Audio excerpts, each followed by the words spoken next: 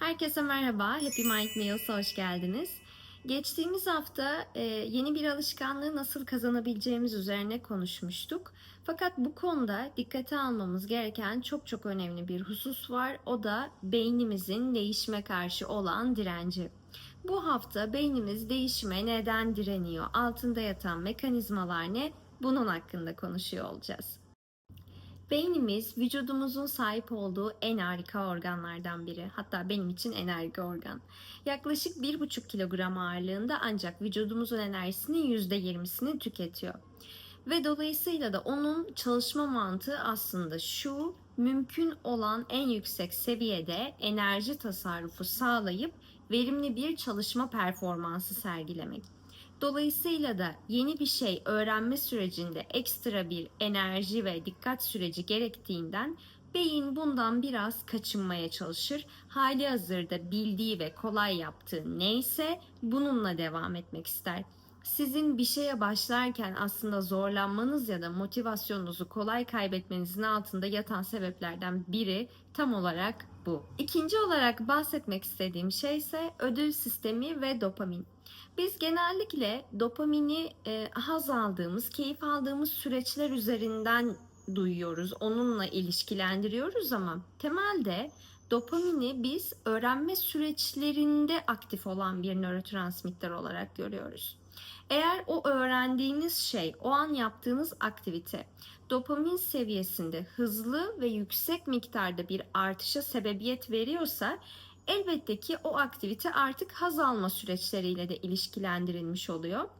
Ve beyin bunu bir kez öğrendiği zaman siz o aktiviteyi her tekrarladığınızda size o kadar yüksek bir dopamin salınımı sağlıyor. Dolayısıyla da evet, siz haz aldığınız noktada bir dopamin salınımı gerçekleştirmiş oluyorsunuz. Fakat en temelde siz o işi öğrenirken de dopamin salgılıyorsunuz.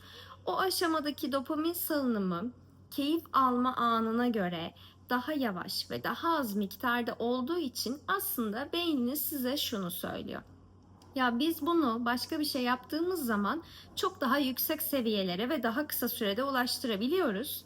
Sen bunu boş ver, biz o keyif aldığımız şeye dönelim diye düşünüyor ve dolayısıyla da sizi buna yönlendirmeye çalışıyor.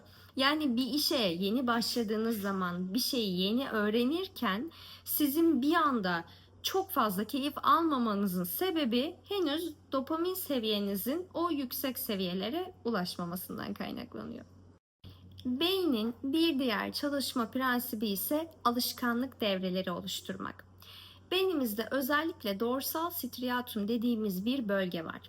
Bir aktiviteyi, bir şeyi siz sürekli tekrarladığınız zaman bu bölgede ve bununla ilişkili olan bölgelerde bazı nöral yollar oluşturuluyor.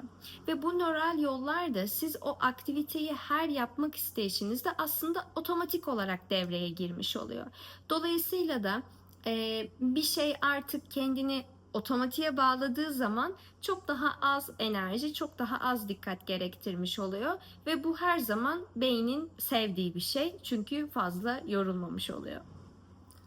Beynin çok ilginç bir özelliği daha var. O da belirsizliğe tahammül edememesi. Beyin için her zaman bilinen en güvenli olandır.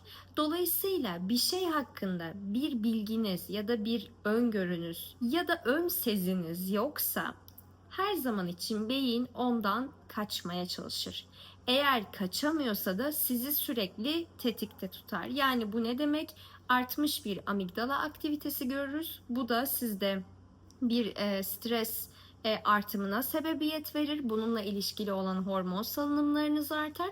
Yani bu şu demek: biz şu anda bilmediğimiz bir şeyin içindeyiz. Her an her şey olabilir. Lütfen tetikte ol. Dolayısıyla bu şöyle düşünürsek, şimdi siz yeni bir şey deniyorsunuz. Öğrenme süreçleri devrede. Yeni nöral yollar oluşturulmaya çalışılıyor. Bu ayrı bir enerji. Bir yandan da sürekli bir tetikte olma hali var. Yani buna bakıyorum ben ama sağdan soldan başka bir şey gelebilir, bir şey olabilir. Dikkatli olmam lazım. Dolayısıyla tüm bunların aynı anda devreye girmesi demek beynin çok fazla enerji harcaması demek. ne yapıyor? Bu kadar stresli ve yorucu bir sürece girmek istemiyor ve bundan kaçmak istiyor. Dolayısıyla da siz yine bir şeye başlayıp devam ettiremediğiniz noktada ya da en başında bir şeye başlayamadığınız noktada şunu görmüş oluyorsunuz. Buna bir açıdan beyniniz engel oluyor. Peki bu durumda ne yapmalıyız? Beynimizi eğitmenin bir yolu yok mu? Elbette ki var. Beyin tamamen kontrolsüz çalışan bir organ değil. Fakat onun çalışma prensibini anlarsak onunla çok daha güzel bir işbirliği yapabiliriz ve aslında kendimize daha kolay bir hayat sağlamış oluruz.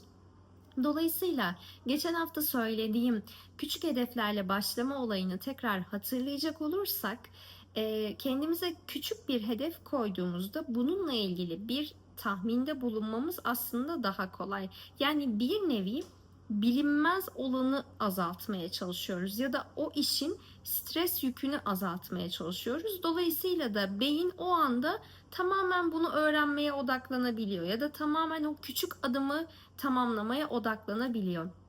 Diğer yandan yapmak istediğimiz o yeni şey, kazanmak istediğimiz o yeni alışkanlığa dair sık sık tekrar yapmamız. Bu neye sebep olacak? Beyinde artık otomatik nöral yollar oluşmaya başlayacak bir süre sonra. Ve siz onu yapmak istediğinizde, tamam benim bununla ilgili zaten bir altyapım var diyecek ve sizi kolaylıkla o aktiviteye yönlendirebiliyor olacak. Ve tabii ki bu süreçte sabırlı olmamız çok kıymetli bir şey. Öğrenme dediğimiz şey ya da bir alışkanlığı kazanmak dediğimiz şey her zaman için zaman ister, emek ister ama bu zamanı da, emeği de doğru kullanmak, doğru yönetmek hem bizi gereksiz yorgunluklardan korur hem de aslında hayatımıza katabileceğimiz yenilikleri her geçen gün artırır.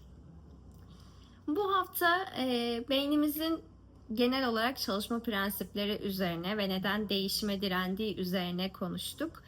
Umarım sizin için de keyifli bir pazar videosu olmuştur. Haftaya görüşmek üzere.